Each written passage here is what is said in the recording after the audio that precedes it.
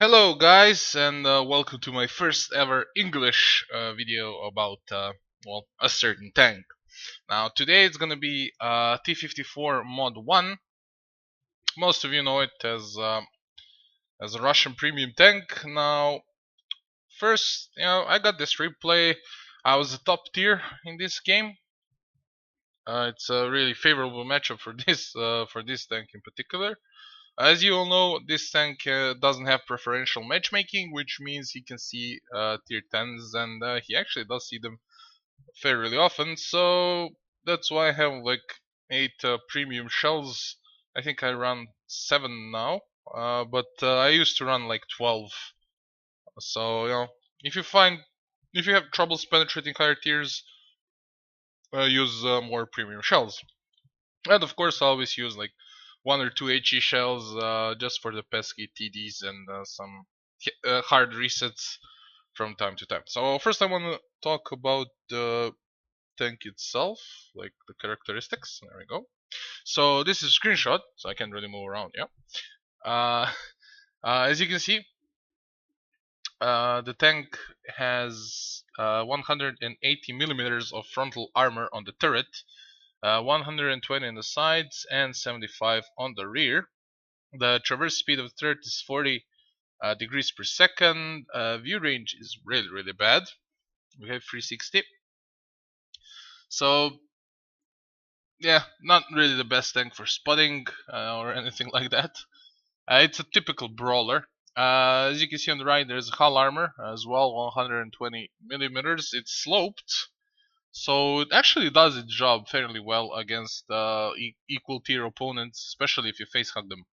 So the top speed 44, it's not that fast. You're gonna see here as well. I didn't really move that much. I was playing kind of a static game, but I used the tank fairly decent. Rate of fire is good actually. The gun has 183 millimeters of penetration. The dispersion is 0.36, which is actually not that bad considering it's a Russian tank. Aiming time 2.4. That's a bit bigger than it should be, but still not that bad as well. My crew on this tank is horrible, so I didn't really do that good. Like I don't have brothers in arms. I don't have snapshot. I don't have smooth ride. I don't have like all those skills that you really need. Like we all know, most of the medium tanks, especially, don't shine before you have like 2 or 3 complete skills on them. So the engine has 520 horsepower.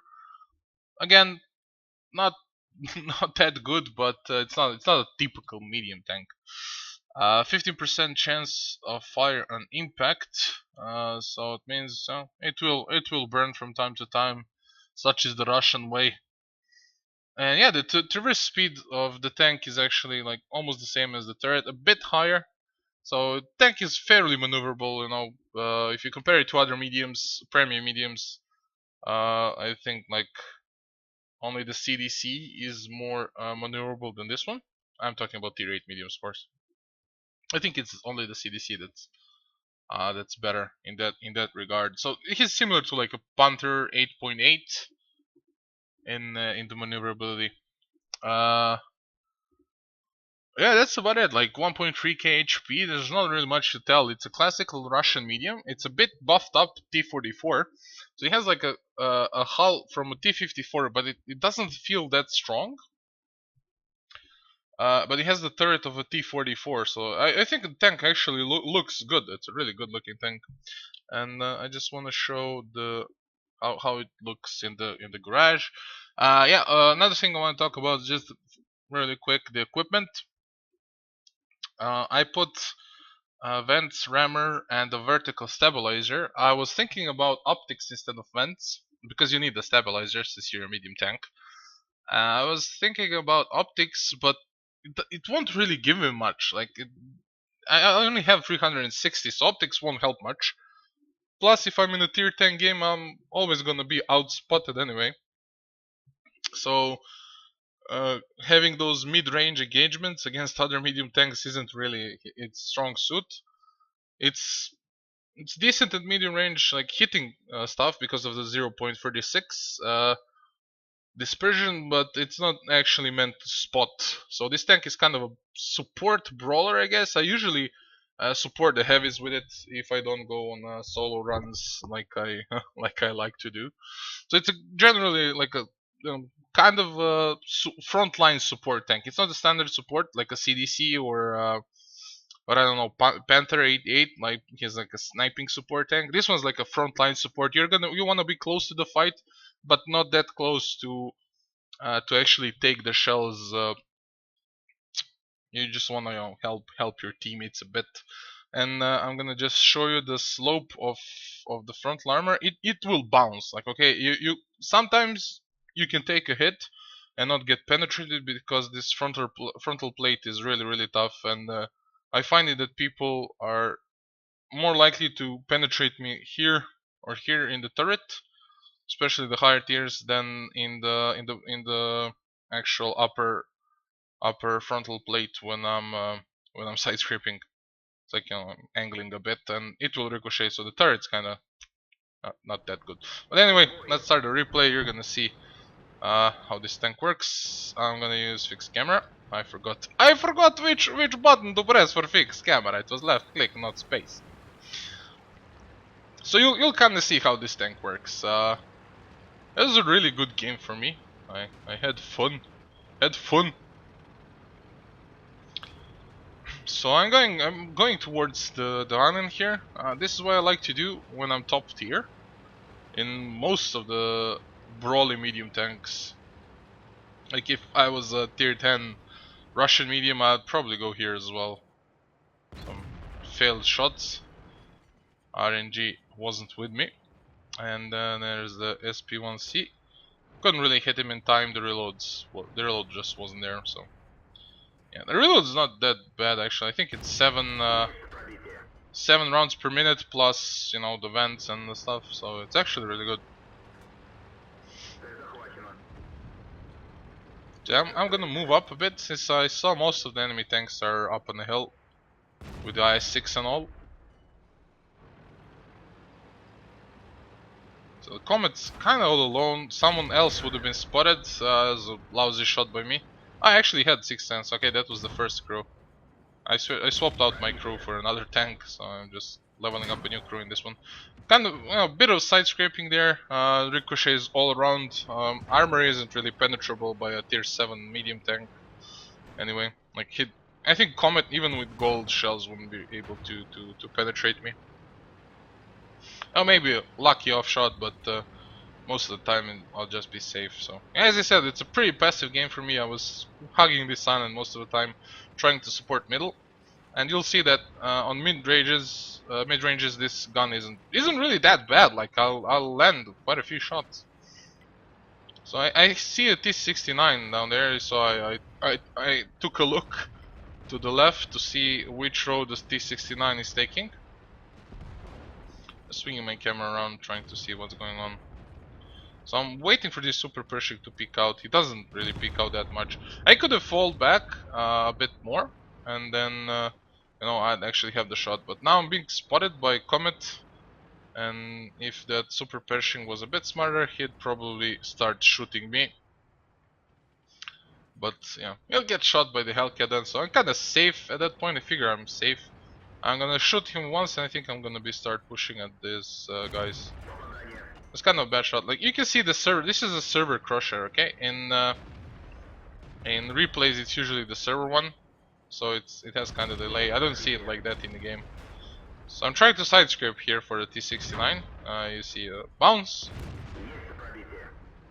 That gun has like I think 180 penetration on the T-69 or 170.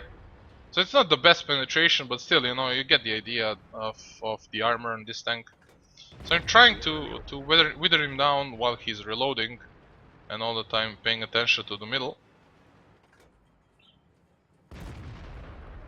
Yeah, I tried. See, the reload's actually really good, and I killed the Comet here. T-69 is next. I'm gonna shoot his lower plate because thank you.